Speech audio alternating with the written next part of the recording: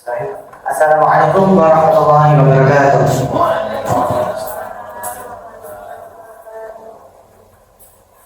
Alhamdulillah, wassalatu wassalamu ala rasulillah sayyidina Muhammadin wa ala alihi wa sahbihi ajma'in. Perkenalkan, kami dari kelompok 10 ingin mempresentasikan hasil kerja kelompok kami, yaitu tentang muhkam dan mutasyabih. Seperti yang disebutkan di awal tadi, muhkam itu ya ayat buku atau lain sebagainya yang terlihat jelas, dan mutasyabih yang sama-sama. Next, kami beranggotakan 3 orang. Yang pertama adalah saya sendiri, Muhammad Al-Kursi, biasa dipanggil Habib. Lalu yang kedua ada M. Fajar Fatahumar atau biasa dipanggil Fajar, dan yang lain adalah Maulana. Biasa dipanggil siapa? Next. Jadi pada kesempatan kali ini kita akan membahas beberapa hal itu tentang ayat muhkam, yaitu tentang pengabdiannya, terus muhkam ulama, contoh-contohnya dan hikmahnya. Terus ya ayat mutasyabih kita akan membahas tentang pengabdiannya juga, lalu menurut ulama juga, dan contoh dan hikmahnya. Dan yang pertama akan disampaikan ayat muhkam yang akan disampaikan oleh saudara kami kepada dia waktu yang tepat. Silakan. Baik. Di sini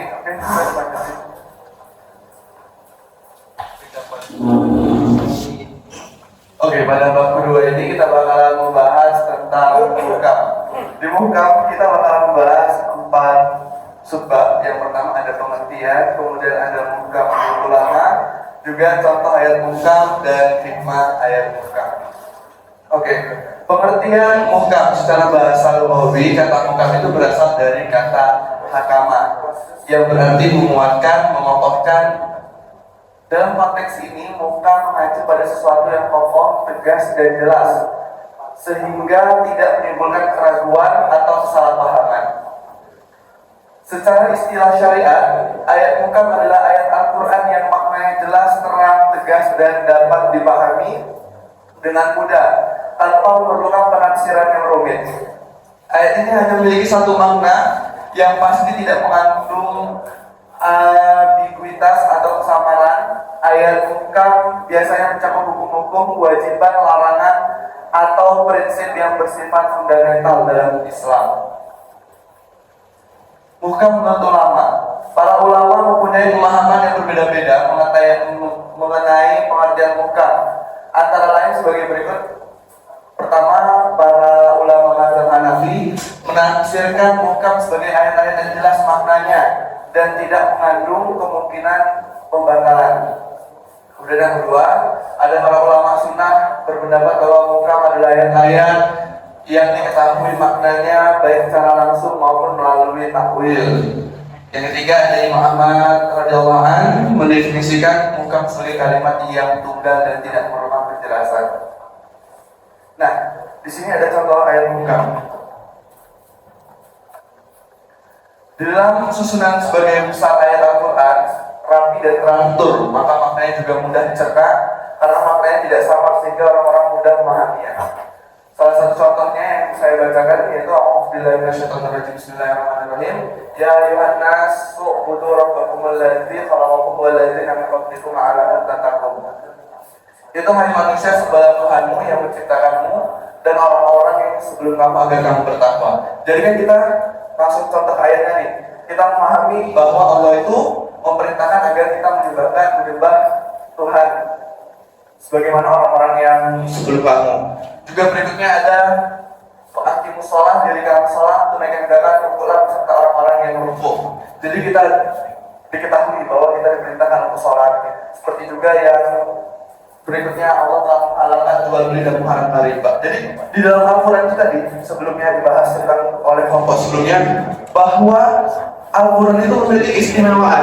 Kita bisa memahaminya secara langsung. Sebagian isi Al-Quran itu dijelaskan secara jelas dari Allah Subhanahu Wa Taala.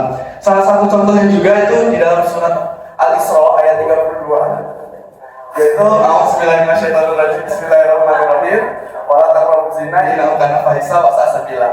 Jangan melakukan zina, sesungguhnya zina itu adalah suatu perbuatan yang tidak satu jalan yang dosa.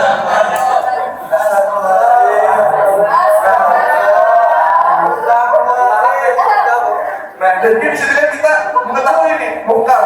Kita mengetahui ayat itu jelas, kita tidak rumit untuk menafsirkannya, kita tidak rumit untuk memahaminya bahwa zina itu dosa atau zina itu dilarang oleh Allah Subhanahu wa taala. Kemudian ada hikmah mukam. Nah, jadi dari ayat yang contoh kecilnya tadi ya, yang mengatakan zina itu pastinya memiliki pelajaran tersendiri untuk diri kita. Agar apa? Agar tidak melakukan ataupun melakukan perbuatan-perbuatan yang mendekati zina. Contohnya pacaran,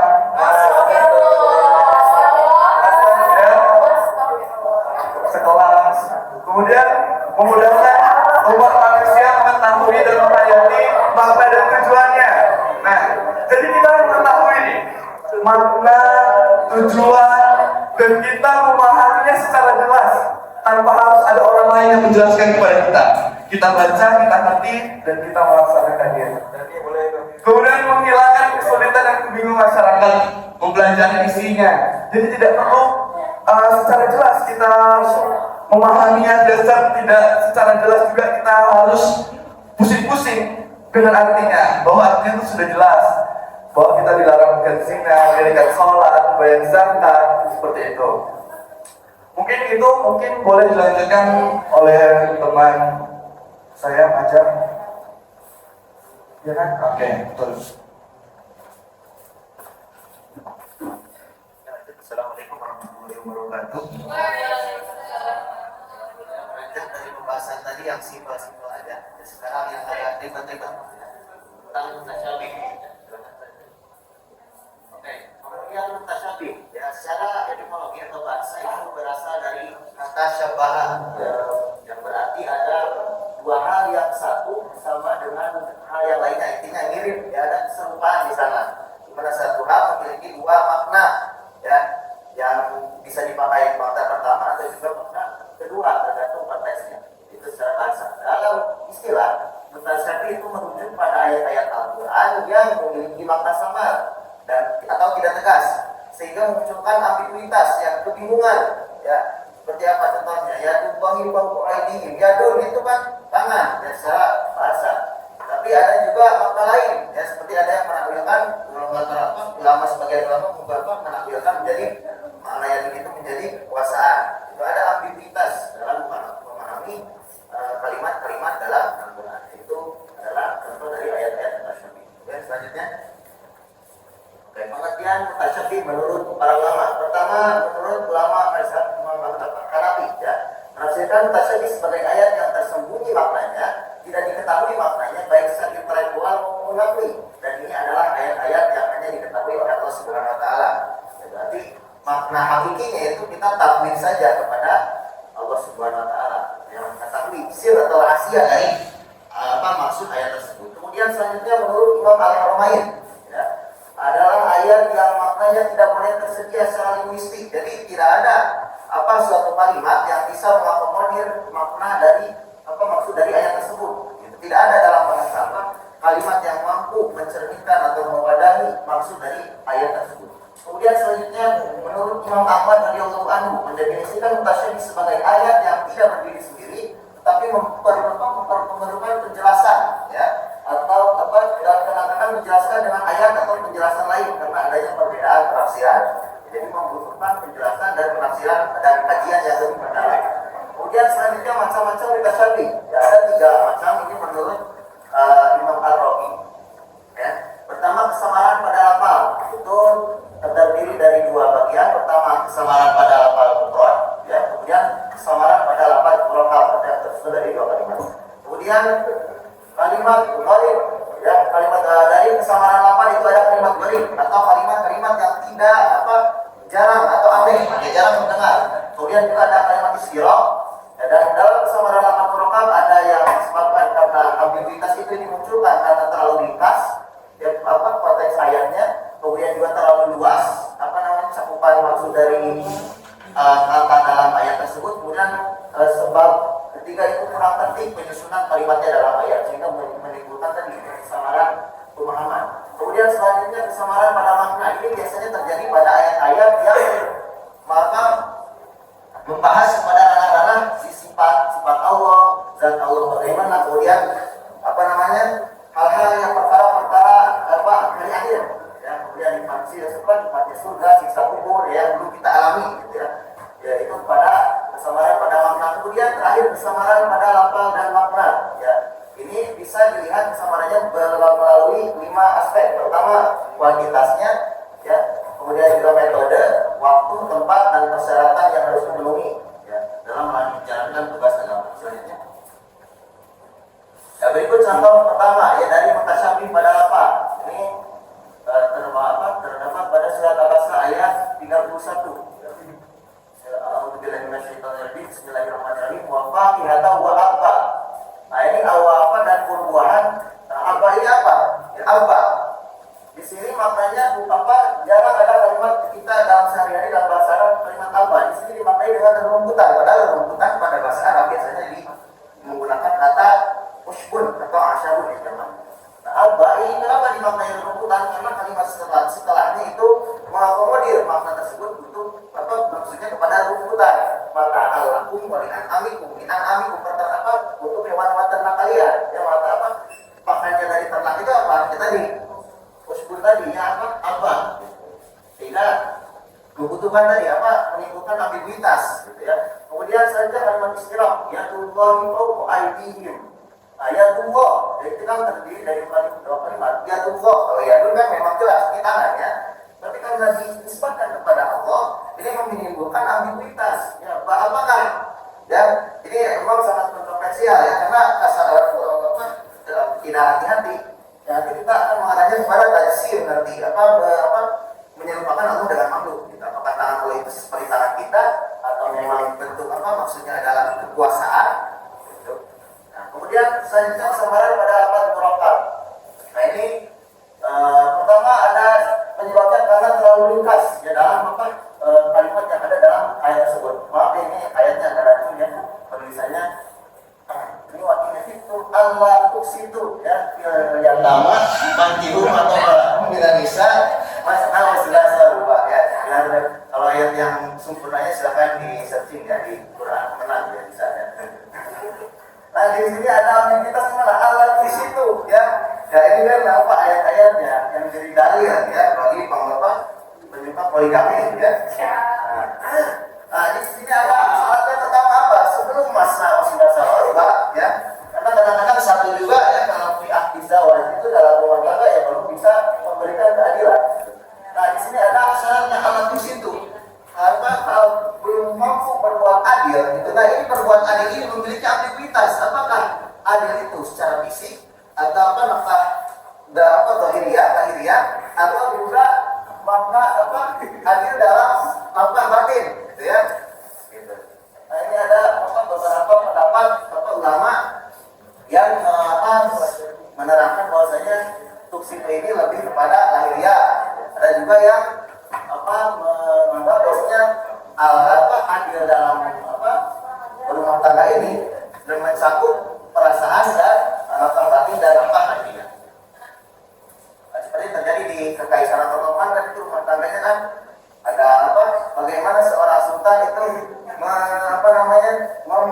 memperlakukan antara ratu dan istrinya dengan adil kan, di mana ranah reproduksi suksesi yaitu lebih ditekankan kepada selir-selirnya, sedangkan ranah politik itu lebih ditekankan kepada istri-istri yang bangsawan. Itu karena apa? Karena suksesi itu ketika dipegang oleh wanita-wanita bangsawan itu cenderung mendapatkan bahaya politik, gitu ya, terdapat pengaruh politik. Kemudian selanjutnya ada ambiguitas disebabkan karena terlalu luasnya ya kalimat dalam kata dalam satu ayat ini. Ini laisa kamitslihi syai'un. Maka ini tidak ada yang menyerupai dalam ini kata seperti juga, istri juga seperti kan. Jadi ini penanganannya sangat-sangat ya. Jadi tidak ada yang menyerupai, gitu. Tidak ada sama sekali yang menyerupai zat Allah. Ya ini mencakup hadisnya ada sifatnya zat yang terlalu luas cakupan dari kalimat ini sehingga menimbulkan tadi juga kesamaan makna. Kemudian terakhir ada ulang tertibnya penyusunan kalimat. Ini terdapat pada surat Al-Kahfi ayat 1 sampai 2. Alhamdulillahilladzi anzala ala abdil kitaba wa lam yaj'al lahu iwaja. Ya. Nah di sini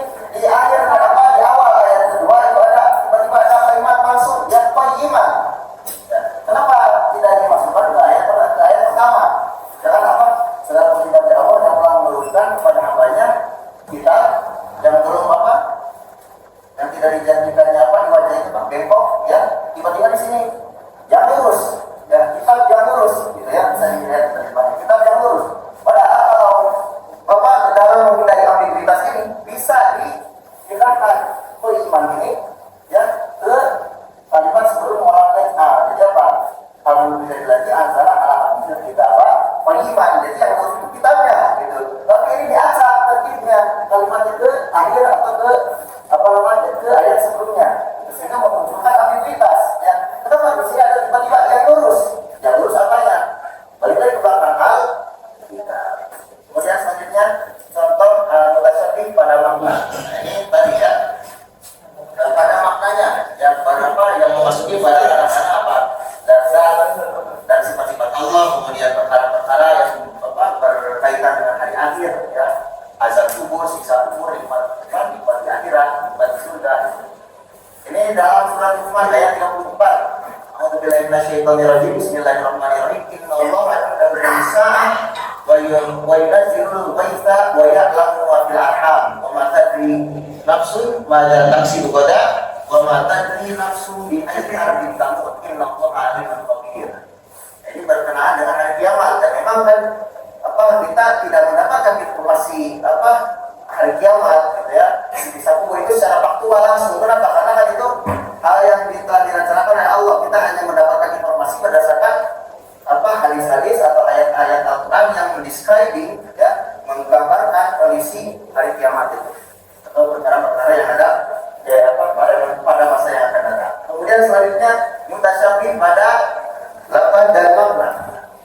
Nah ini tadi ya ada 5 aspek dalam melihat apa mutasyabih pada lafaz dan makna. Pertama, disebab apa ambiguitas terjadi pada kuantitasnya. Ya ini dalam ayat Al-Fatihah surat At-Taubah ayat 5.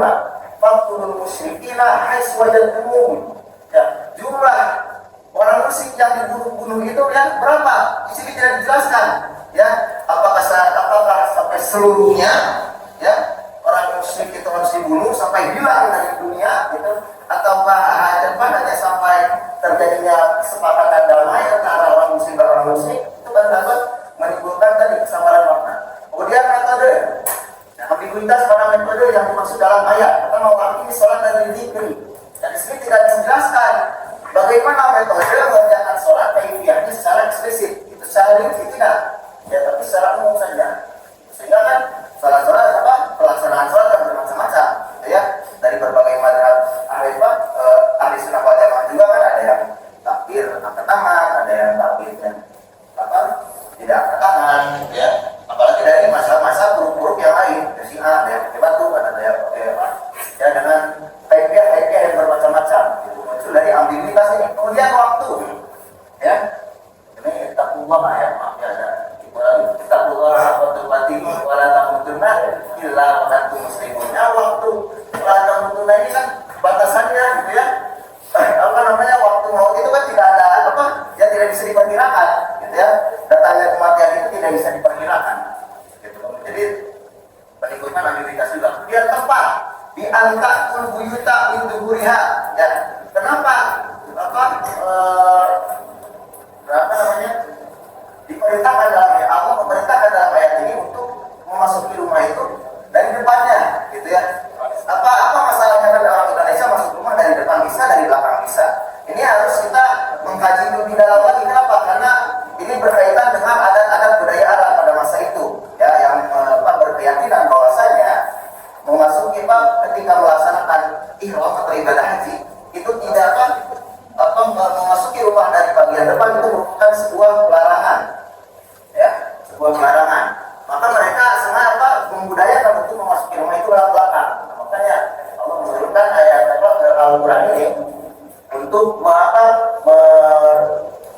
memberikan penjelasan ya bahwasanya agama itu tidak tercampur dengan budaya-budaya jahiliyah yang menyesatkan itu. Ya jadi penutupan pada ayat selanjutnya kan pada kalimat selanjutnya wa minal birra wa ittaqwa wa kita min al-wabiha. Kemudian terakhir persyaratan. Nah ini terjadi pada ayat tentang tayamum. Tayamum ini apanya dari itu ya. Tayamum itu soal dan thayyibah.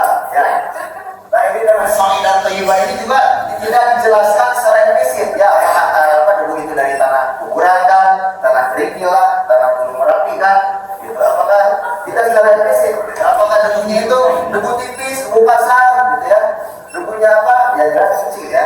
Dari yang baik. Nah, kondisi baik ini kan perlu juga penampilan ya dan memberikan apa pemahaman-pemahaman yang berbeda di antara apa di kalangan para ahli tafsir. Selanjutnya. Nah ini ciri-ciri ayat mutasyabih. Pertama, mutasyabih hanya diketahui maksudnya oleh Allah sendiri tadi ya, seperti dikatakan oleh imam-imam dari mazhab Hanafiyah. Kemudian mutasyabih mengandung banyak wajah atau perspektif ya, perspektif ya. Perspektif. Ya, jadi menimbulkan berbagai pandangan yang berbeda-beda ya, dalam menafsirkan ayat tersebut. Kemudian mutasyabih memerlukan penjelasan dengan merujuk pada ayat-ayat lain, membutuhkan penjelasan pada ayat-ayat lain pada surat-surat lain. Kemudian ayat-ayatnya bersifat samar, ya, tadi menimbulkan ambiguitas. Terakhir ayat-ayatnya memiliki banyak makna. Selanjutnya, hikmah ayat mutasyabih.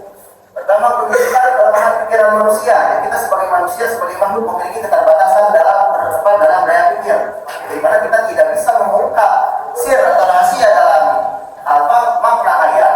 Itu memiliki keterbatasan, di mana yang mengetahui maksud dari ayat Al-Quran itu ya bahwa hanya Allah semata makna intinya ya. Kemudian selanjutnya memperoleh pemahaman abstrak ketuhanan, di mana kita berupaya untuk memahami Al-Quran ini supaya memahami pemahaman tentang ketuhanan ya. Kemudian selanjutnya menjadi motivasi untuk aktif mempelajari Al-Quran untuk memahami terjemahan dan maknanya ya, sehingga mendorong ya kajian-kajian yang intens bagi kalangan para ulama untuk mempelajari makna yang samana di dalam Al-Quran. Kemudian menampilkan ya kemukjizatan Al-Quran, di mana Al-Quran memiliki tadi ijaz tadi ya, dari segi tarkibnya tarkibnya ada yang diacak gitu ya. Jadi berbeda dengan produk-produk para syu'ara ahli syair dari kalangan bangsa Arab, karena ini pure yang wahyu dari Allah Subhanahu wa taala. Kemudian selanjutnya mendorong kegiatannya mengkaji dan mempelajari berbagai disiplin ilmu yang berkaitan dengan Al-Quran, mendorong kita untuk mempelajari nahwu, balaghah, sharah ya, yang menunjang kita untuk memahami makna-makna Al-Quran yang sama tadi. Dan kemudian selanjutnya akan dijelaskan oleh rekan saya Abdul Ghazali. Ya, kita lanjut di pembahasan perbedaan ayat muhkam dan mutasyabih. Jadi di ayat muhkam sendiri ini, ayat muhkam merupakan ayat yang maknanya mudah dipahami. Jadi kita tahu sendiri bahwa ayat muhkam itu mudah, karena tujuannya sendiri itu untuk memudahkan dalam pemahaman untuk manusia yang pertama tentang hukum-hukum yang ada di dalam Al-Quran itu. Kalau disusahkan, ya gimana ya? Kita sebagai umat muslim yang ingin belajar Islam makin susah. Jadi ayat muhkam ini salah satunya dibuat mudah agar kita semakin paham dengan Islam. Selanjutnya ayat muhkam adalah ayat yang memiliki satu pengertian saja. Ya, mungkin ada beberapa yang satu pengertian itu mudah dipahami, kayak ya yang tadi awal kutiba alaikumus syiyam untuk mewajibkan tetap puasa. Lalu yang selanjutnya ada ayat muhkam adalah ayat yang langsung diketahui maknanya dan tidak memerlukan penjelasan lebih lanjut.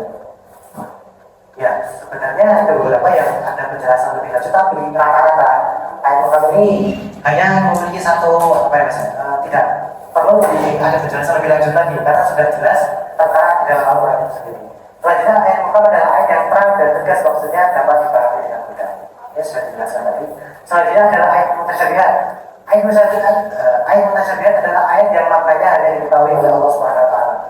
Jadi seperti kita tahu bahwa seperti contohnya ayat muqatta'ah kayak alif lam mim dan lain sebagainya, kita sebagai pelajar atau umat muslim sendiri pun masih kesusahan dalam mengartikan ayat muqatta'ah. Mungkin ada beberapa di salawat kayak Anallah Rasulullah ala yasin habibillah, itu kan sebenarnya kita tidak tahu maksud dari itu sendiri gitu, ayat muqatta'ah karena tidak pernah dijelaskan sama sekali. Jadi ya, ini hanya bisa dijelaskan Allah SWT. Jadi besok bisa tanya di surga.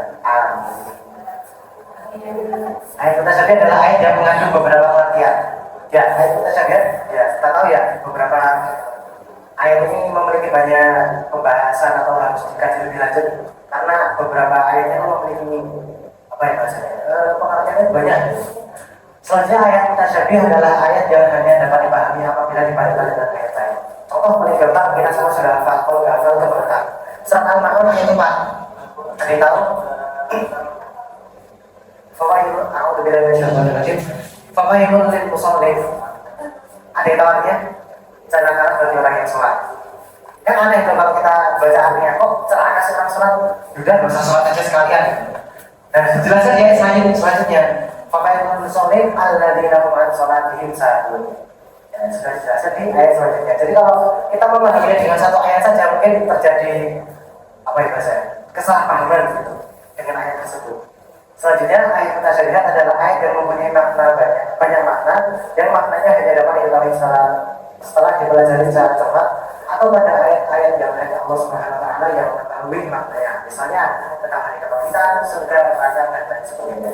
Terutama di hari gaib gitu ya. Kita tahu hari kebangkitan masih gaib karena nggak tahu. Terus surga, neraka juga masih gaib dan lain sebagainya. Nice.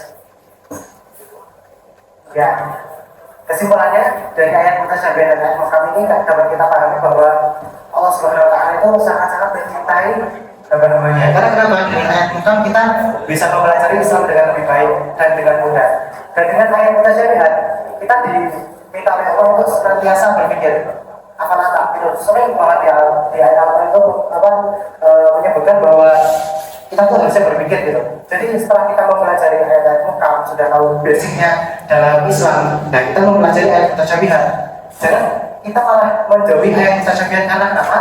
Setelah kita mempelajari ayat mutasyabihat, kita akan semakin dekat dengan Islam karena akan terjadi apa namanya bahasa? Kekemuan tentang Islam. Wah, ini Islam itu kayak gimana sih? Sebenarnya kayak gimana? Mereka kayak gimana? Alam kubur kayak gimana? Jadi ya kita pelajari dua-duanya agar semakin dekat kita dalam berislam. Ya mungkin sekian dari kelompok kami, kurang lebih mohon maaf. Wassalamualaikum warahmatullahi wabarakatuh.